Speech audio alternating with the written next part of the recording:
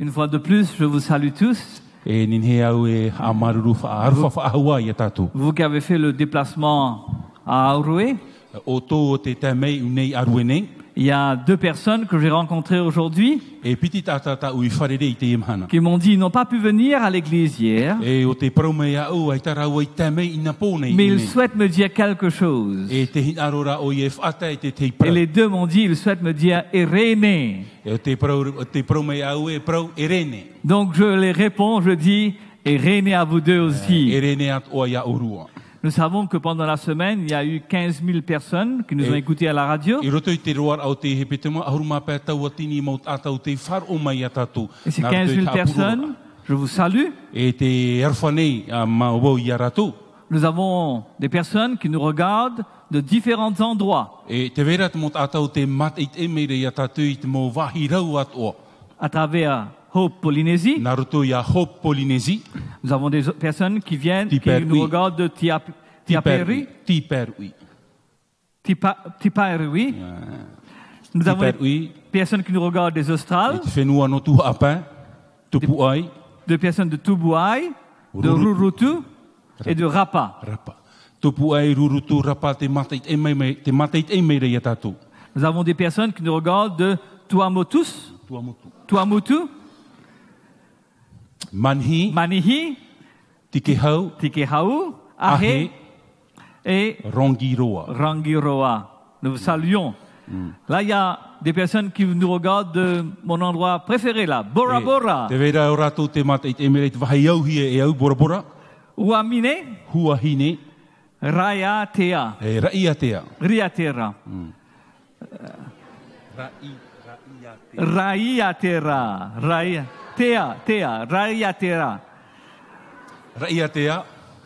OK. Nous avons aussi des personnes qui nous suivent dans 25 pays du monde. Et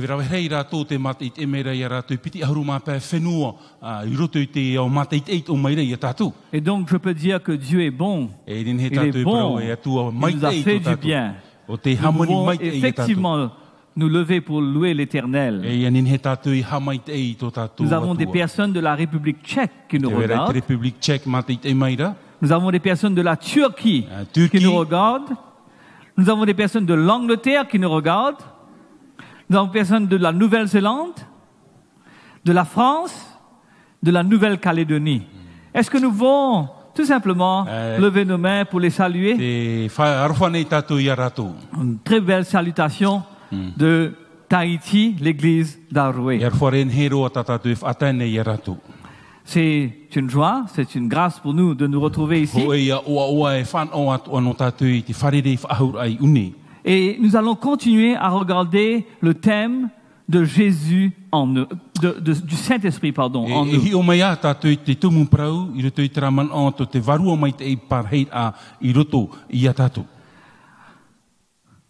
Dans la Bible, dans le Nouveau Testament, plus particulièrement dans les évangiles, nous découvrons Jésus. Nous avons là une biographie de Jésus. 4 différentes biographies de Jésus. Dans ces 4 biographies, Matthieu, Marc, Luc et Jean, nous avons des moments christologiques. Qu'est-ce que je veux dire par des moments christologiques? C'est que sans ces moments, sans ces points forts, nous ne pouvons pas avoir Jésus-Christ, notre Sauveur. Vous comprenez que nous pouvons retirer un miracle ici, un miracle là, ajouter un petit miracle, ajouter un autre miracle. Et nous avons toujours une compréhension de ce qui est Jésus. Je ne suis pas en train de dire ici que nous devons retirer ou ajouter de la Bible.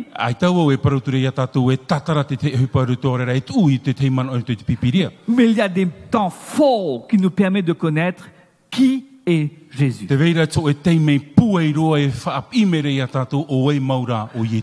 Par exemple, nous ne pouvons pas avoir un Jésus-Christ sauveur sans l'incarnation. Jésus a dû être né d'une femme pour être pleinement homme. Il a dû être conçu par le Saint-Esprit pour aussi être pleinement Dieu. Sans l'incarnation de Jésus, le sacrifice de Jésus n'a aucun sens. Et sans l'incarnation de Jésus, il ne peut pas m'appeler frère. Donc, l'incarnation est un moment essentiel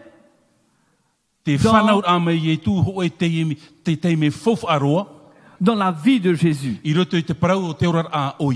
Un moment essentiel pour la Christologie.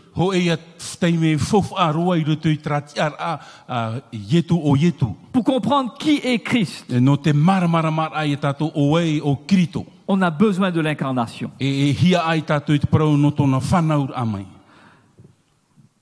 La chose intéressante, c'est que à l'incarnation, nous avons le Saint-Esprit qui descend sur Marie. Donc, le Saint-Esprit, qui est le sujet de notre conversation pendant cette semaine, est un élément essentiel de l'incarnation. Nous ne pouvons pas avoir Jésus sans son baptême. Le baptême de Jésus est important, c'est un exemple pour nous tous. Le baptême de Jésus est une démonstration de la mort et de la résurrection.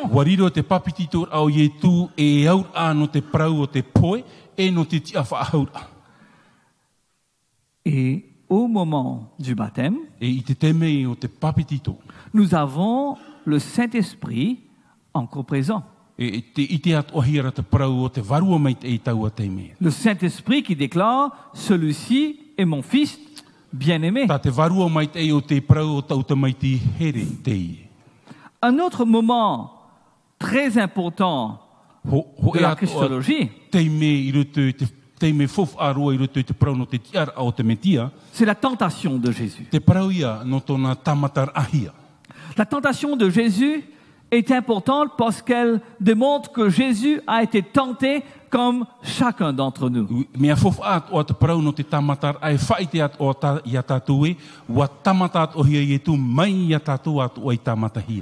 Il est vrai que la tentation de Jésus a été différente. Personne ne m'a jamais mis sur le perché d'un temple pour me dire de jeter mon corps. Personne ne m'a dit de changer des pierres en pain.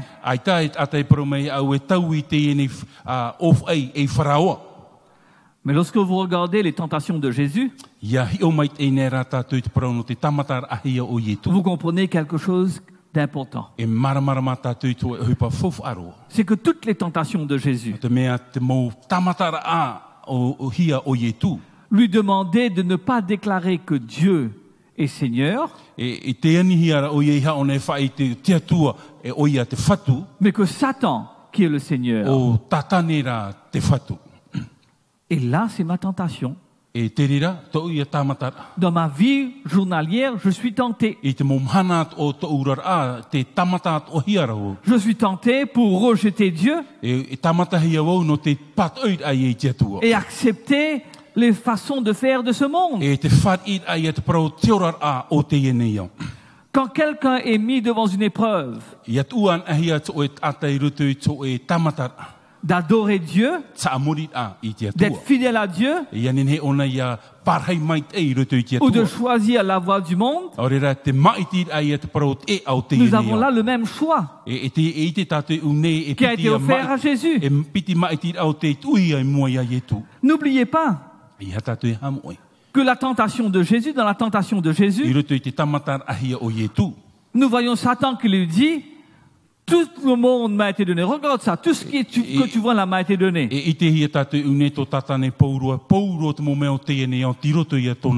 Donc mets-toi à genoux devant moi et je vais tout te donner. Outre dire qu'il faut adorer Satan, qui est une aberration, il y a là la plus grande tentation. Recevoir le monde sans passer par la croix.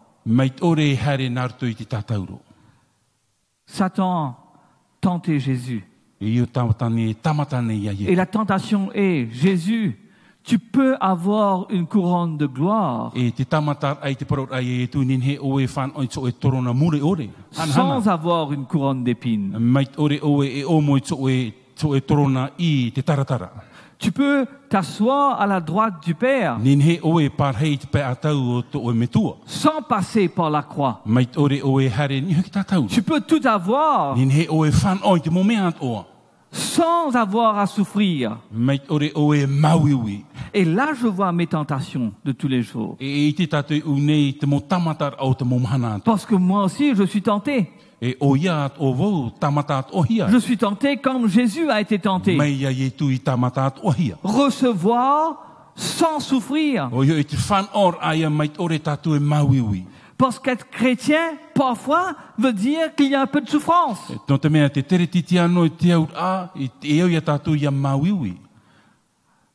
Donc Jésus a été tenté. Il a dû être tenté. Si Jésus n'était pas tenté, il n'allait pas comprendre mes tentations. Mais la tentation de Jésus a été l'ultime tentation, puisque jusque jardin de Gethsémane, quand il a sué des grumeaux de sang, la tentation était de ne pas aller à la croix du Calvaire. Donc la tentation est un moment important dans la christologie de Jésus.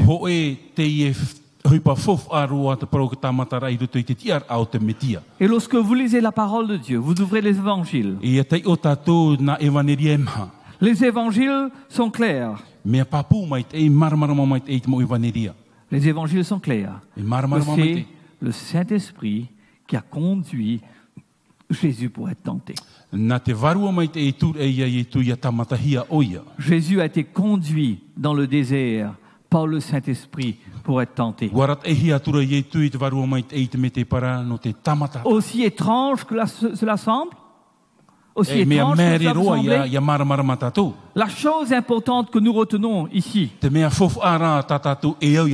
qu'à un moment crucial de la christologie du Christ, nous voyons le Saint-Esprit à l'œuvre. Le Saint-Esprit en train de lui conduire dans le désert. Nous voyons Jésus comme étant quelqu'un qui avait de l'autorité. J'ai un peu joué avec notre sœur la dernière fois dans l'assemblée pour dire que Jésus a marché sur les eaux.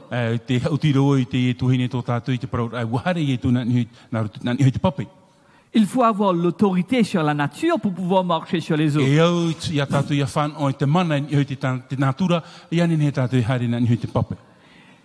Il faut avoir de l'autorité pour pouvoir commander l'esprit démoniaque de sortir d'une personne.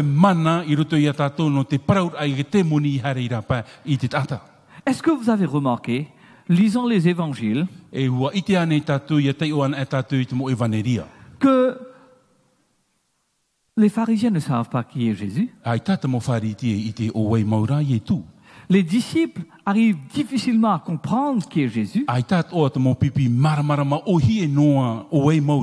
foule ne connaît pas qui est Jésus. Les prêtres ne savent pas qui est Jésus. Les chefs dirigeants politiques ne connaissent pas qui est Jésus. Mais de manière consistante, les démons savent qui est Jésus.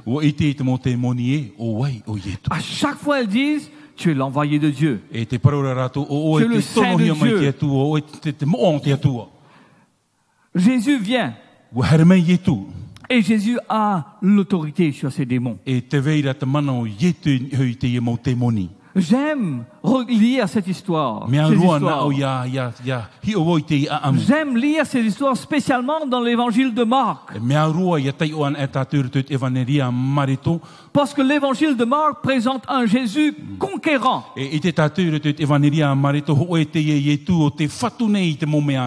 Il y a ce Jésus qui dit pardonne-leur quand ils ne savent ce qu'ils font. Mais il y a aussi ce Jésus. Mais il y a aussi ce Jésus qui n'a pas peur de la force démoniaque. Il y avait deux là qui dérangeaient tout le monde. Personne n'osait passer par là. On les met dans les chaînes, déchire les chaînes. Mais devant la puissance de Jésus-Christ, le démon sort de la personne. Il y a un chant en anglais qui dit « My God is awesome ». Dit mon Dieu est merveilleux. Moi je suis d'accord avec ce chant. Parce que mon Jésus est merveilleux. Il n'a pas peur de la force démoniaque.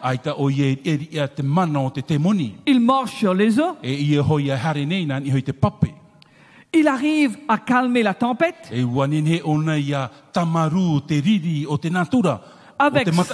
avec 5 pains et 2 poissons.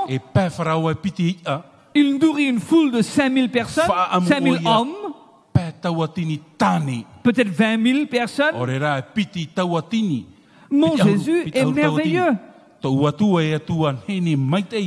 Imaginez que ce Jésus était tellement merveilleux que certains amis ont détruit le plafond d'une maison. Ils ont fouillé le plafond d'une maison pour faire descendre leurs amis. Imaginez que ce Jésus est tellement merveilleux qu'il passe par Jérusalem. Et il y a là un paralytique pendant de nombreuses années. Ce paralytique s'asseyait à côté du temple. Pas trop loin du temple. Il n'a pas eu d'aide. Personne ne le venait en aide. Mais notre Jésus lui va en aide. Il lui dit, prends ton lit et marche. Jésus avait l'autorité, non seulement sur les pouvoirs démoniques, non seulement sur la nature, il avait le pouvoir sur la maladie. L'aveugle revoit la vue. Le boiteux saute de joie. Le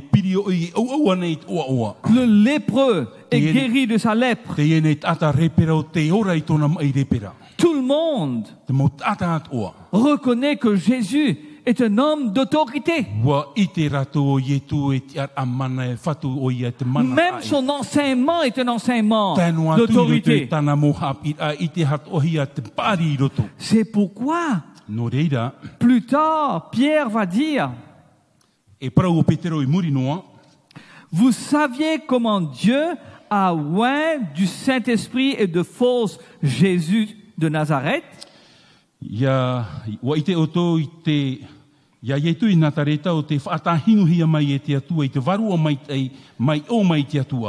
allait de lieu en lieu faisant du bien et guérissait tous ceux qui étaient sous l'empire du diable. Quand Dieu était avec lui. Le témoignage de Pierre, est simple. C'était parce que Jésus était rempli du Saint-Esprit qu'il a pu avoir l'autorité sur la puissance démonique. Remarquez que nous sommes en train de voir ces moments christologiques. Et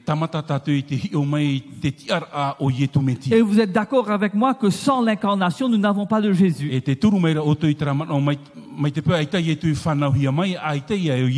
Vous êtes d'accord avec moi que sans le baptême, nous ne pouvons pas avoir une bonne christologie.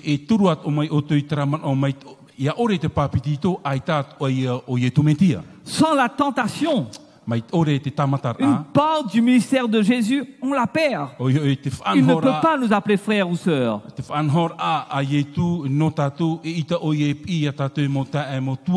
Sans l'autorité de Jésus, nous ne pouvons pas avoir un Christ. Parce qu'imaginez, si Jésus ne pouvait pas chasser les esprits impurs. Imaginez s'il était abattu par l'esprit impur. Vous n'avez pas un Christ qui est abattu par l'esprit impur. Vous avez un Jésus conquérant. Il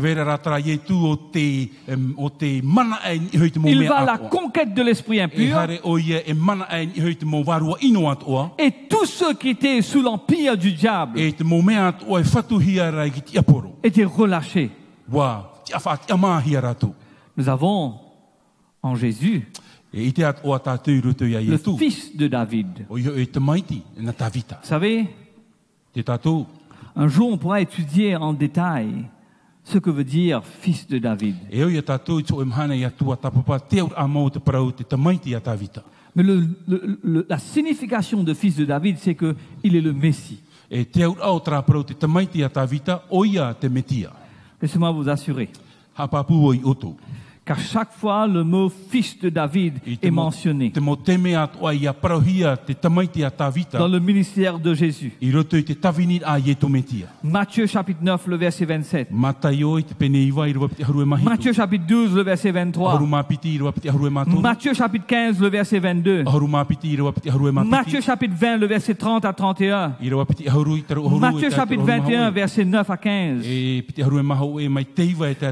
Marc le chapitre 10, le verset 47 à 48.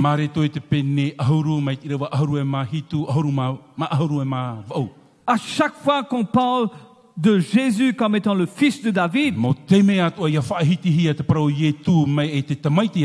voyons un Jésus rempli de compassion. C'est un Jésus qui est rempli de compassion. Ce n'est pas un Jésus qui ne peut pas compatir à nos faiblesses.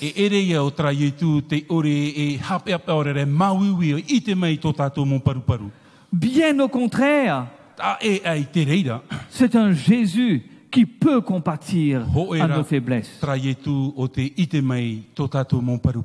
En voyant la foule qui n'était pas bien nourrie, Jésus devient compatissant. En voyant les malades,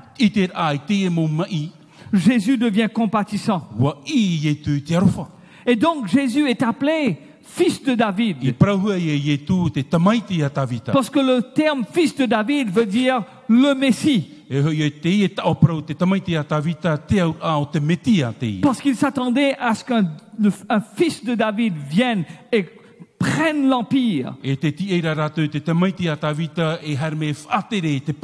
retourne la liberté. Ils n'ont pas compris le message de Jésus. Que son royaume n'était pas un royaume d'ici-bas, mais que son royaume est un royaume d'en haut. Et que la guerre de Jésus, c'est la guerre de la grande controverse entre le bien et le mal. Entre les forces démoniques et les forces du bien. La force démonique et les forces du bien. La force du bien. Donc, avec le terme fils de David, nous avons un Jésus qui est le Messie, un Jésus qui vient et qui est compatissant.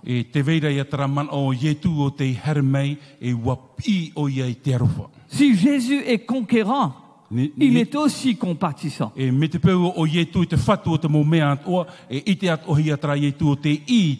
Imaginez avoir un général. Un général dans votre armée. Qui est conquérant, mais aussi compatissant. Imaginez ce général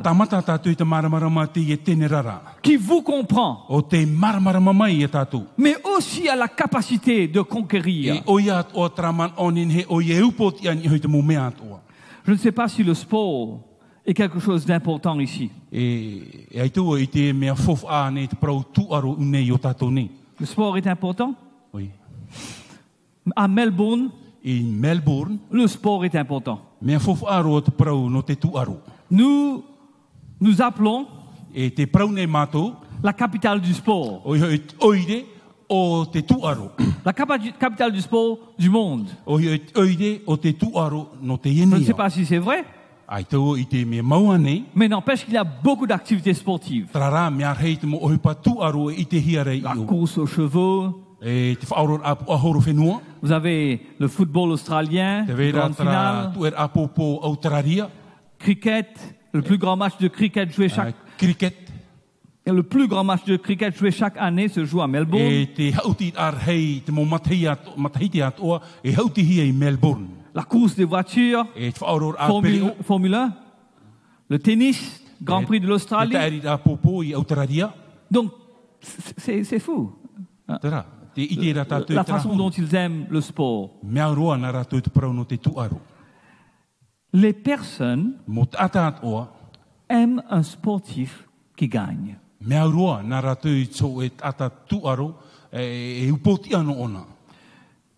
J'ai raison? Quand vous regardez la publicité, vous ne voyez pas la personne qui est 150e mondial au tennis. Vous allez voir Djokovic. Vous allez voir Djokovic. OK. Serena Williams. Vous allez voir ces gens-là. Lorsque vous regardez la course des automobiles, vous n'allez pas voir Team India qui est en train de faire la publicité. Ferrari, Mercedes, Renault. Ford. Ford. OK? Pas la Renault, Ford. Ford Everest. N'est-ce pas? Toyota Hilux. OK?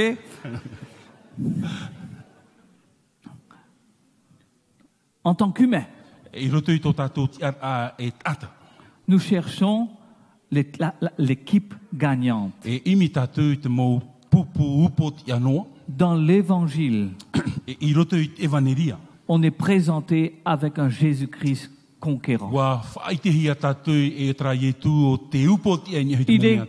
Il est considéré comme le général d'une armée conquérante. La victoire lui est déjà acquise. Et ce Jésus conquérant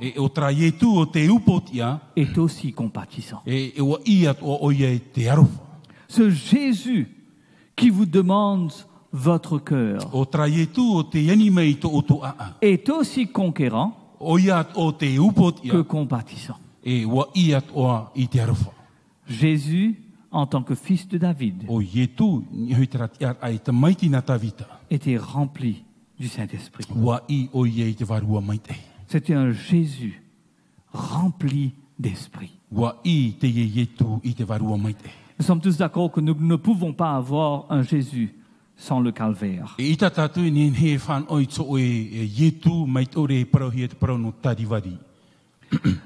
Nous comprenons que sans le calvaire, Jésus ne peut être le Messie.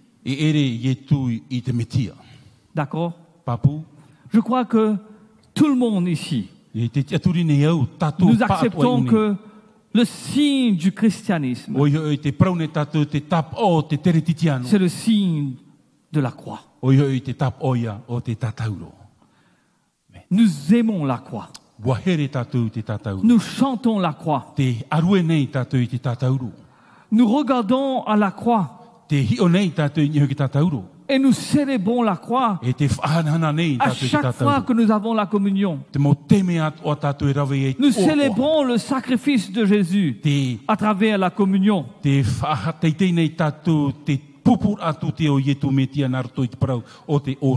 Nous ne pouvons pas avoir un christianisme sans un Jésus crucifié.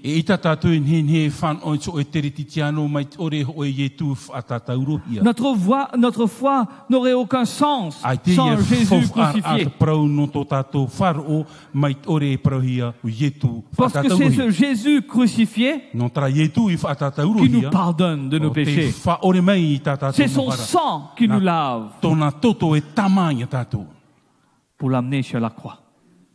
Pour l'amener sur la croix. Lorsqu'on lit les évangiles,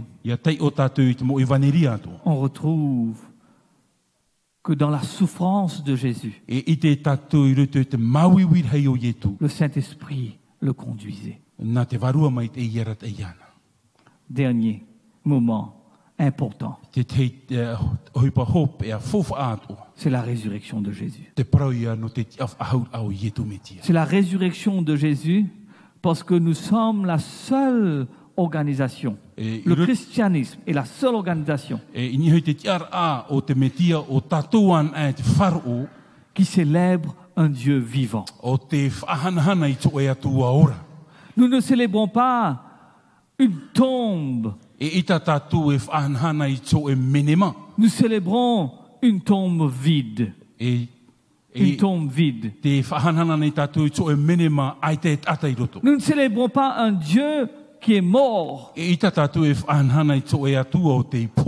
mais un Dieu ressuscité.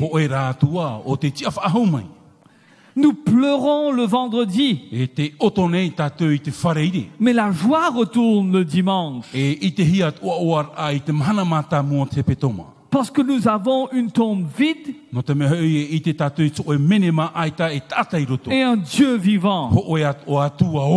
Je suis parti à Israël. Je suis parti à la place de la crucifixion et de la place où Jésus a été enterré. Il faut mettre une queue de 2 heures de temps pour aller dans la tombe de Jésus.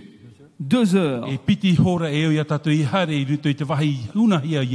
Et si vous mettez 2 heures de temps pour aller dans cette tombe, vous allez voir un tombeau vide. Parce que Jésus est vivant. Il est sorti du tombeau. Il a conquéri la mort. Et pour cela, il nous promet la vie éternelle. Comment est-ce que Jésus a été ressuscité?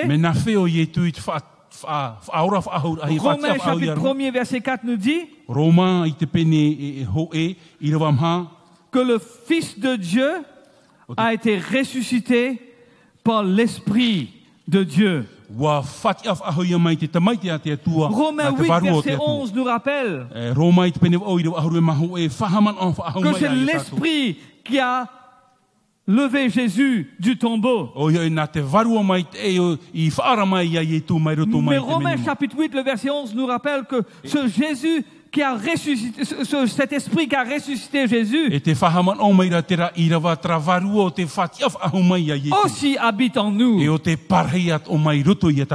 Mes amis, quelle joie! Quel bonheur! Quel bonheur incomparable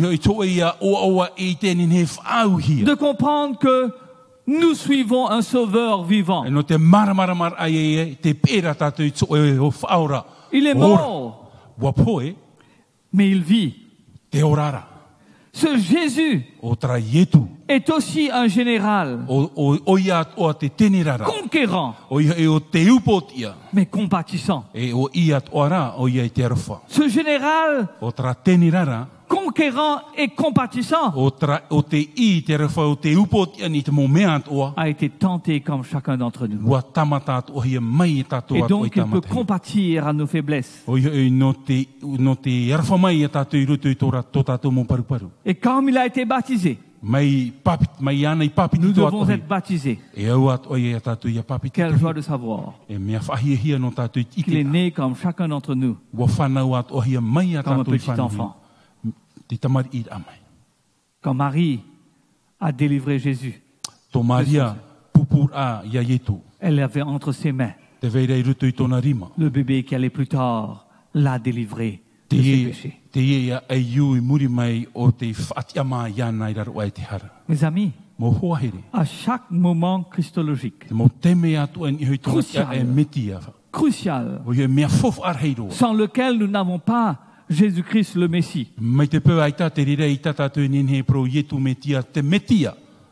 nous voyons que le Saint-Esprit était avec Jésus. Si le Saint-Esprit était avec Jésus, ne croyez-vous pas que nous, ses disciples, nous avons besoin du renouvellement du Saint-Esprit? Si Jésus, à chaque moment important de sa vie, avait le Saint-Esprit en lui, ne croyez-vous pas que vous et moi, nous avons aussi besoin du Saint-Esprit? Il y a là une deuxième leçon aujourd'hui. La deuxième leçon, c'est que le Saint-Esprit nous prépare petit à petit, étape par étape, pour être un instrument de Dieu. Jésus incarné n'était pas le sauveur de l'humanité. Si Jésus était seulement venu et était incarné comme un bébé, seulement ça, il n'est pas le sauveur de l'humanité. Vous êtes d'accord? Jésus au baptême n'était pas encore le sauveur de l'humanité. Vous êtes d'accord?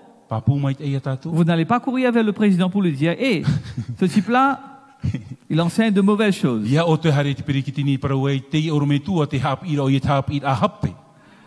Jésus avait besoin d'être baptisé. Une étape qu'il devait franchir. Mais le baptême ne qualifiait pas Jésus encore pour être le sauveur de l'humanité. La tentation était une étape importante. Mais Jésus, seulement un Jésus qui est tenté, n'est pas le sauveur de l'humanité. Imaginez-nous, on venait ce soir pour dire Jésus a été tenté. Pas plus que cela. On n'a pas un sauveur. Le Saint-Esprit était avec Jésus. Le Saint-Esprit était avec Jésus quand il était tenté. C'est lui qui l'a conduit dans le désert. Une autre étape où le Saint-Esprit était avec Jésus. Un Jésus qui marche sur les eaux et qui apaise la tempête. Un Jésus rempli d'autorité. Mais qu'un Jésus rempli d'autorité. il n'est pas encore le sauveur de l'humanité. Un Jésus compatissant, c'est bien d'avoir un Jésus compatissant. C'est bien d'avoir quelqu'un qui est compatissant. C'est bien d'avoir un pasteur qui est compatissant. C'est bien d'avoir un président qui est compatissant. C'est bien d'avoir un président qui est compatissant. Mais c'est encore mieux d'avoir un trésorier qui est compatissant. N'est-ce pas? N'est-ce pas, pasteur? Si tu le dis. Ok? Donc, Jésus compatissant n'est qu'une personne compatissante. C'est une étape importante de savoir que notre Jésus est compatissant. Je ne veux pas un Dieu qui me demande de sacrifier mes enfants. Je ne veux pas un Dieu qui me demande des choses impossible. Quand il me demande de le suivre, je sais que c'est un Dieu compatissant. Jésus va au calvaire. Lorsqu'il va au calvaire, il devient mon rédempteur. Rédempteur adorable, à la croix attachée. Mais lorsque Jésus est ressuscité, il devient là mon sauveur. Il a fallu que Jésus soit incarné pour qu'il soit mon sauveur. Il a fallu qu'il se baptise, qu'il soit tenté, qu'il vienne avec l'autorité, qu'il soit compatissant, qu'il passe au calvaire et qu'il soit ressuscité. Toutes ces étapes sont importantes. Mais toutes ces étapes, l'un après l'autre, petit à petit, le qualifie pour devenir mon sauveur.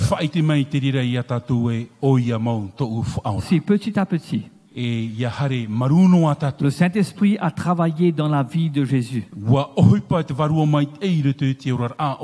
croyez-vous pas que petit à petit, le Saint-Esprit travaille dans votre vie aussi? Laissez-moi illustrer avec l'exemple des disciples. Vous savez, à cause du deuil dans la famille,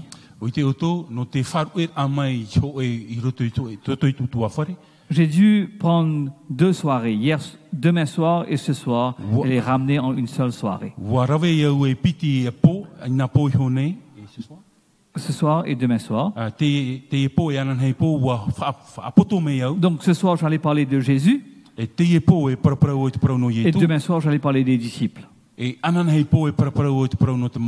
J'ai dû raccourcir un peu sur Jésus. Et nous allons passer très vite sur les disciples. Mais je pense que vous comprenez déjà l'idée. L'idée première, c'est que si le Saint-Esprit était avec Jésus, nous devons aussi avoir le Saint-Esprit. Deuxième idée, c'est que si le Saint-Esprit, petit à petit, aidait à Jésus à franchir les étapes qui le permettaient à devenir le sauveur de l'humanité,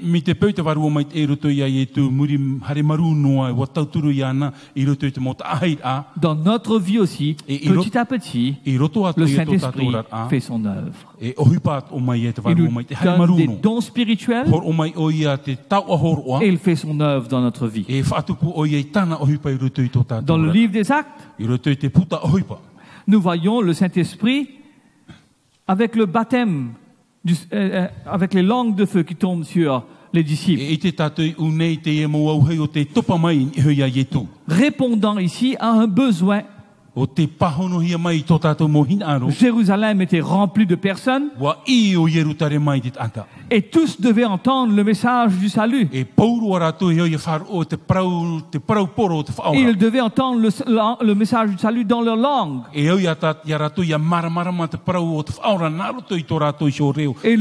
Et là, le Saint-Esprit va faire un miracle. Va permettre à ce que les disciples puissent parler, annoncer Jésus-Christ, mort et ressuscité. Et tout le monde les entendait dans leur langue maternelle. Vous savez, il y avait quelque chose de spécial quand on entend quelque chose dans la langue maternelle. Un jour, quelqu'un m'approche. Et il est fâché. Il est fâché. Je ne sais pas trop quoi lui dire. Il est fâché. Je ne sais pas si je dois sourire ou je dois être sérieux. J'essaie de regarder ce qu'il faut faire ou ce qu'il faut dire. Je me souviens que c'est un Allemand. C'est un Allemand? C'est un Allemand. Et donc, à cette époque, j'apprenais un peu l'allemand. Alors je dis, Sprachen Sie Deutsch? Qu'est-ce que cela veut dire? Sprachen Sie Deutsch? Tu parles l'allemand? Non. Le demande, on me dit, ja, ich spreche Deutsch. Je dis, il parle l'allemand. Alors je lui dis, parce qu'on nous enseignait l'allemand à travers des proverbes. J'ai complètement oublié les proverbes maintenant. Donc je lui dis le proverbe en allemand. Il est tellement content. Il est content. L'homme en colère n'est plus en colère. C'est l'homme qui se moque maintenant de mon accent. Pourquoi tu parles comme ça? Donc, le Saint-Esprit était là à la Pentecôte pour permettre à tout le monde d'entendre dans leur langue maternelle. Il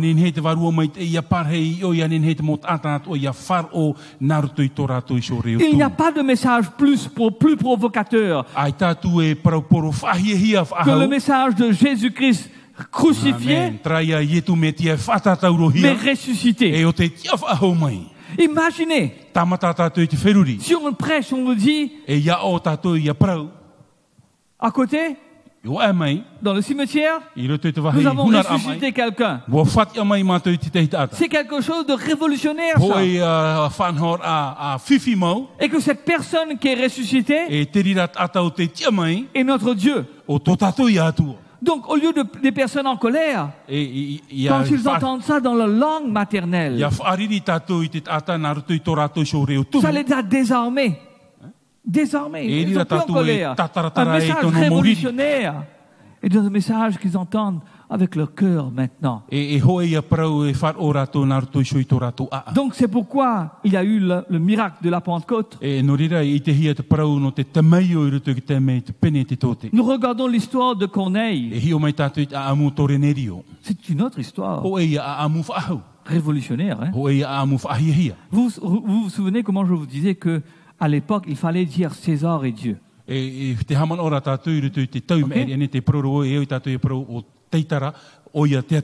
Imaginez un Corneille. Un Corneille dans l'armée de César. Qui est troublé. Et il veut connaître pourquoi est-ce qu'il est troublé. Il envoie des serviteurs pour aller voir Pierre. Et lorsqu'il envoie des serviteurs pour aller voir Pierre, Pierre et ses amis viennent, demeurent chez lui, l'enseignent le message de Jésus-Christ. Il croit au message de Jésus-Christ. Et sa croyance Sa foi est confirmée par la présence du Saint-Esprit. Le Saint-Esprit confirme la foi de ce Corneille, un soldat romain qui est supposé dire César est roi. Maintenant prononce que Jésus est roi, Jésus est Seigneur. Et le Saint-Esprit vient et affirme cette croyance. L'exemple de Corneille, je suis sûr on peut l'étudier encore. Parce que l'exemple de Corneille est un exemple de la méthode du Christ. Comment le Saint-Esprit a poussé Pierre à utiliser la méthode du Christ.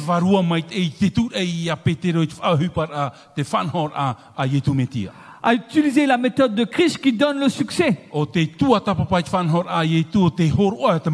La seule méthode d'ailleurs. Et vous avez Corneille et toute sa famille qui se font baptiser. Le Saint-Esprit est présent. Lorsque vous regardez le livre des Actes, vous regardez Paul. Pour moi, l'histoire de Paul est très importante. Parce que, comme je vous dis, vivant à Melbourne, où le sport est roi, le sport est leur Dieu.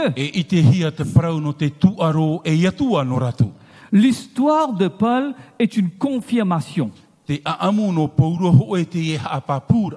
que la résurrection est réelle. J'ai assisté au débat entre un athée et un chrétien.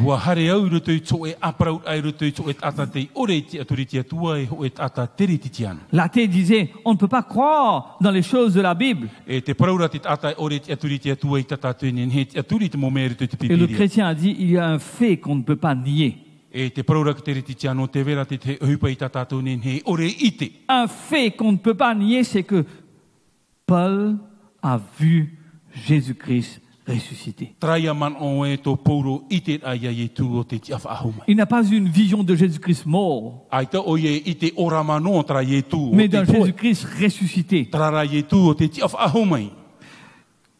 Là, Paul ayant vu Jésus-Christ est un fait que personne ne peut nier. Que vous croyez en Dieu ou non, personne ne peut nier que Paul a vu Jésus. Donc pour moi c'est important, parce qu'il a vu Jésus-Christ ressuscité.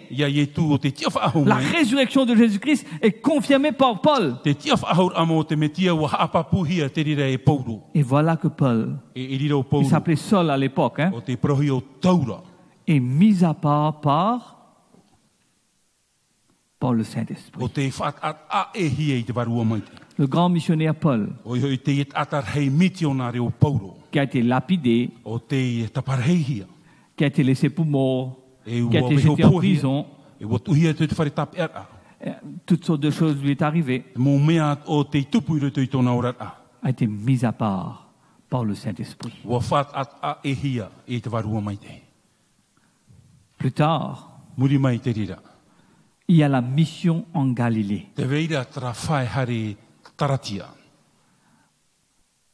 Savez-vous qu'avant de partir dans la mission pour la Galilée, il est dit que le Saint-Esprit les ont empêchés d'entrer dans l'Asie.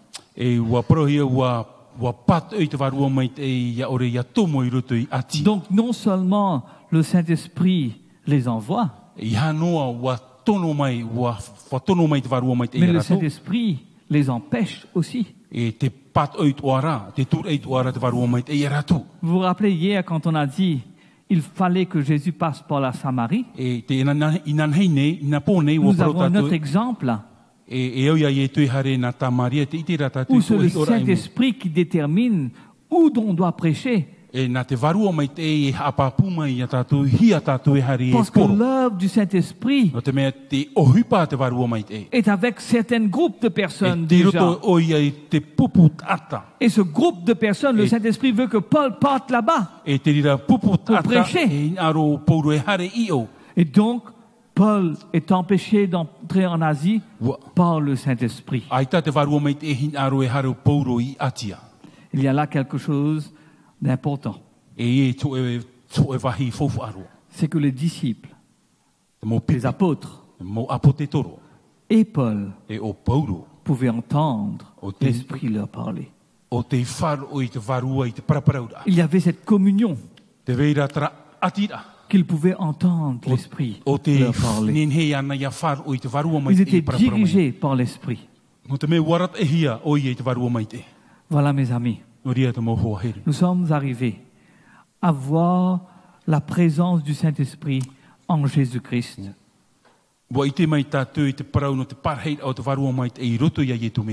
Et nous voyons la présence du Saint-Esprit chez les disciples. Nous n'avons pas pu développer la présence du Saint-Esprit chez les disciples comme je l'aurais souhaité. Mais vous avez déjà l'image. Vous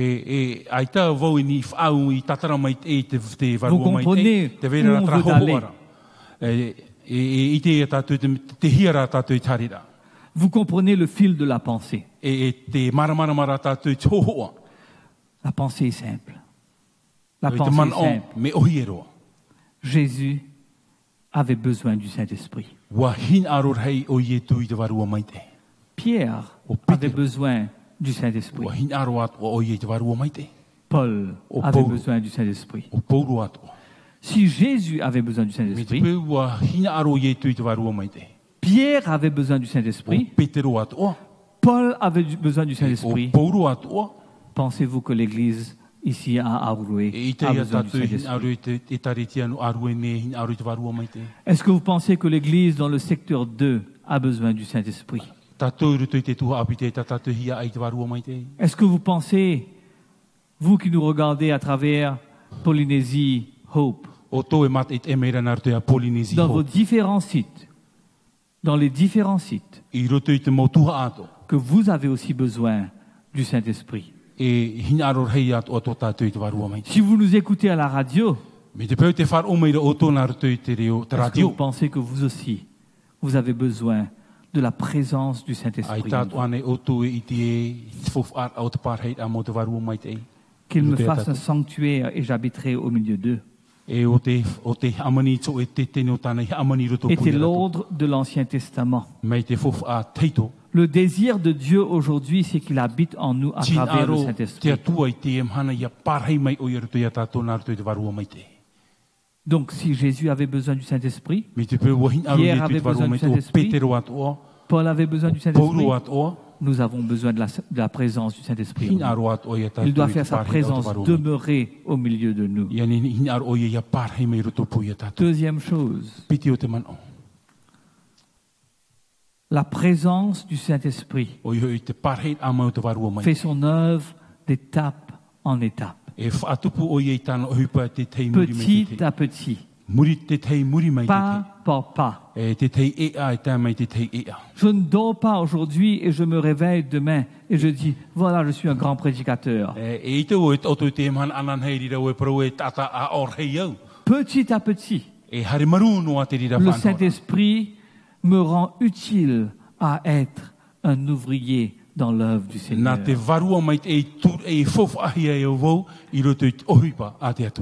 Ma prière, c'est que chacun d'entre nous, nous acceptons d'être des récipients du Saint-Esprit.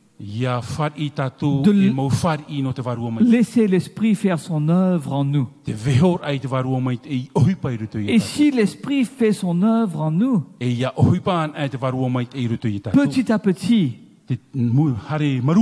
Dieu va nous façonner afin que nous puissions travailler pour lui. Travaillons tous pour notre maître, mes amis.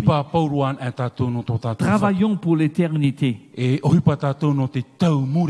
Que le Saint-Esprit utilise les dons qu'il nous a donnés pour faire son œuvre en nous.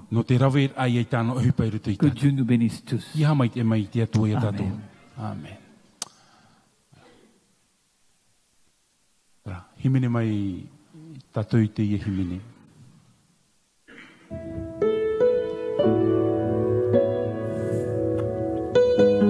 Nous allons tous nous lever.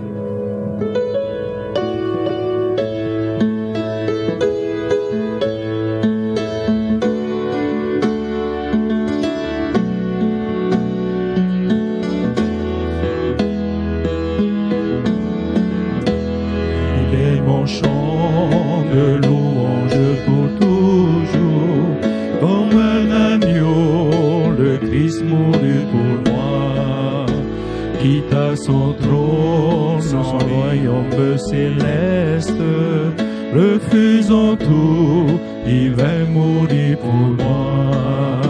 Quand je lève les yeux, je vois ses mains percées, ses mains qui m'ont sauvé, qui m'ont sauvé. Alors je réalise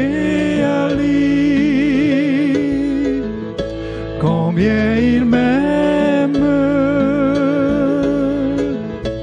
Oui, je l'aimerai à l'infini, à l'infini. Je crie à Dieu, délivre-moi des ténèbres où je fus entraîné par le péché. Comme un aveugle, je ne pouvais plus rien voir que son cher Fils, lumière de la vie. Quand je lève les yeux, je vois ses mains percées, ses mains qui m'ont sauvé, qui m'ont sauvé. Alors je réalise combien il m'aime. Oui, je l'aimerai à l'infini,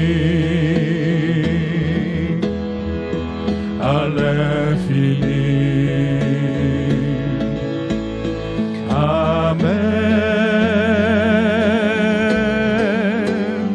amen, amen,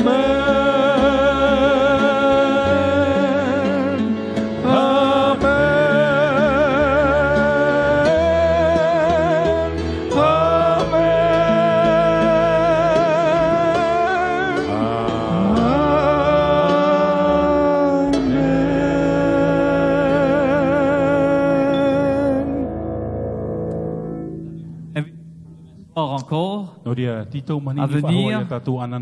Je vous invite à être à la radio et je vous invite aussi à être sur Hope Polynésie demain soir. Demain soir, c'est un jour spécial.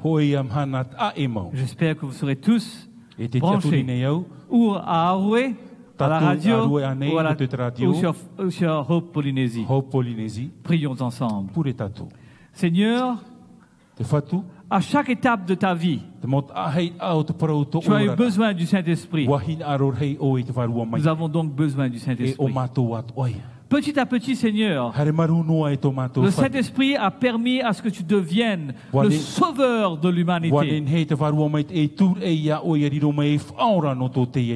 Petit à petit, Seigneur, fais ton œuvre en nous.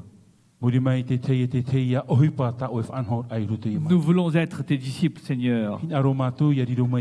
Nous voulons, comme Pierre, avoir la présence du Saint-Esprit pour pouvoir partager le message. Comme Paul, Seigneur, nous voulons être conduits par le Saint-Esprit. Que le Saint-Esprit puisse conduire cette Église. Que tu puisses nous amener de l'avant, Seigneur. Quand nous t'en prions au nom de Jésus. Amen. Amen.